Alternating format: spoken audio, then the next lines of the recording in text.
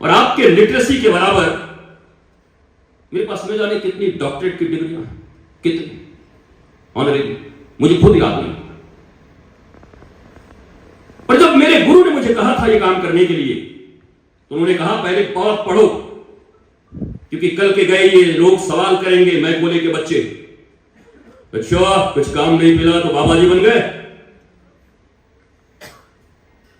तो आपको जरूर बायोग्राफी भी मेरी पढ़नी चाहिए, तो आपको ज्ञान होगा कि आपके सामने खड़ा कोई व्यक्ति दाढ़ी और सफेद कपड़ों में आपको धर्म संस्कृति पर लेक्चर पिलाने नहीं आया, बल्कि आपके जीवन में कैसे मुस्कुराहट आए।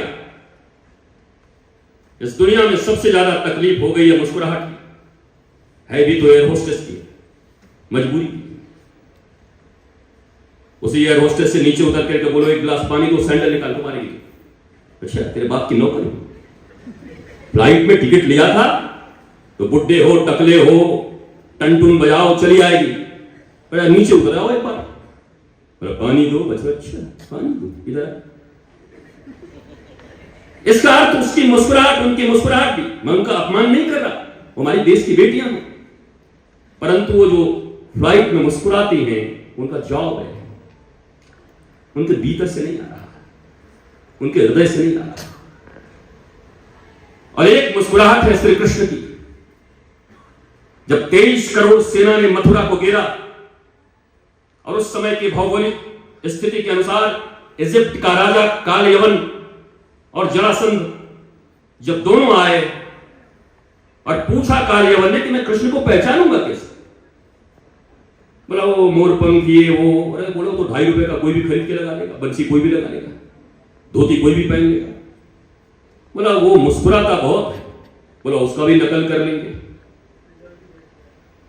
बोला 23 करोड़ सेना जब सामने खड़ी हो और एक निहत्था आदमी मुस्कुरा सके, जो मुस्कुरा रहा होगा वही कृष्ण होगा। या तो 23 आदमी सामने खड़े हो जाए तो हवा उड़ जाए, एक उधार मांगने वाला सामने आ जाए तो चेहरे बदल दे हम। और 23 करोड़ सेना जब आई और श्री कृष्ण के जैसे 10 लोग खड़े थे, प्राचीन समय में भी ऐसे ही होता था, होलोग्राम जिसको आप बोलते हैं, वैसे 10 चेहरे थे कृष्ण के, 10 लोग खड़े थे। जब 23 करोड़ सेना आई, दरवाजा खुला मथुरा का, तो 10 कृष्ण एक साथ खड़े हुए। कालयवन ऐसे देखता था, 9 की हवा उड़ गई थी और एक अभी भी मुस्कुरा रहा था। बोला यही असली है, जो इतनी सेना देखने के बाद, दुश्मनों को देखने के बाद भी जिसके चेहरे से मुस्कुराहट जा नहीं सकती, वास्तव में श्री कृष्ण वही हो सकता है।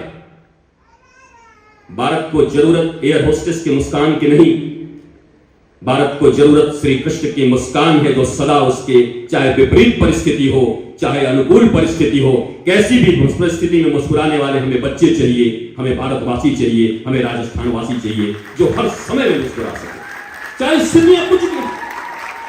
हम फेल होके आ गए, पास होके आ गए, डोंट वरी। ना तो कम नंबर आ जाए तो बच्चा सोचता है कि घर जाऊं कि रेलवे लाइन पे जाऊं कटने के लिए। तो कैसा लालन पालन हुआ है तुम्हारा? तुम तो इतनी मस्ती से जा सको घर में अपने मम्मी और पापा को। अब मेरे प्यारे बच्चों, इस दुनिया में अगर सर्वश्रेष्ठ कोई फ्रेंड हो सकता है, मित्र हो सकता है, तो अपने मम्मी और पापा, अपने माता और पिता से बड़ा कोई मित्र आज तक न पैदा हुआ है न कभी होगा। वो तुम्हारे सच्चे मित्र हैं, क्योंकि गुरु अभी तुम्हारी जिंदगी में आए नहीं है, सदगुरु तुम्हारी जिंदगी में आए नहीं है। और ऐसे भी गुरु का स्थान तीसरा है। पहला स्थान है मातृदेव भव, पितृदेव भव, तब आचार्य देव भव। जब माता पिता ही ठीक ठाक से लालन पालन न करे तो गुरु बिचारा क्या करे, क्या बना लेगा और क्या बिगाड़ लेगा तुम्हारा। पतंग उड़ाते हैं तो पतंग में जोत लगाते हैं 2 जगह, कन्नी बांधते हैं।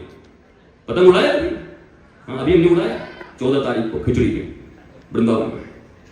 अगर जोत सही न बंधी हो तो दुनिया का कोई भी आदमी हो वैसे ऐसे घूमता रहेगा, और वो सही बन गए तो खींच के कितना भी ऊपर ले जाओ। माता और पिता 2 ज्योत हैं, अगर बच्चों का ठीक ठीक लालन पालन कर दिया तो कोई गुरु उन्हें सफलता की आकाश की ऊंचाइयों पर उड़ा सकता है। अगर ज्योत सही न हुआ तो घूम घूम के वहीं पे गिरेगा, किसी पेड़ में उलझ जाएगा।